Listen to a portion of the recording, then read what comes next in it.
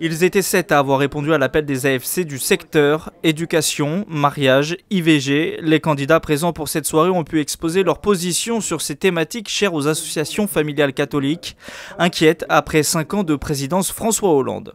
Nous avons connu beaucoup de régressions d'un point de vue droit familial, pouvoir d'achat des familles, et nous avons de plus en plus de bénévoles qui désirent s'investir politiquement dans notre association pour faire bouger les choses et faire en sorte que le balancier reparte dans l'autre sens.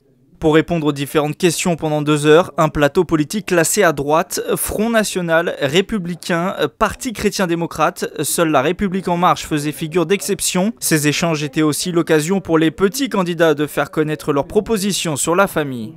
Nous avons dans nos propositions la notion de statut de la famille. C'est-à-dire qu'actuellement on a un homme et une femme qui se marient, mais ça reste assez individuel. Nous proposons un statut qui serait un petit peu celui d'une société ou d'une fondation. Il faut maintenant libérer l'école, il faut vraiment que les gens puissent monter leur propre école, que les parents puissent choisir leur école et que vous verrez qu'ainsi les parents iront nécessairement vers les meilleures écoles et que vous aurez une élévation du niveau et que ce sera, on va renouer avec l'excellence et ce sera au bénéfice des enfants, des familles et donc de la nation.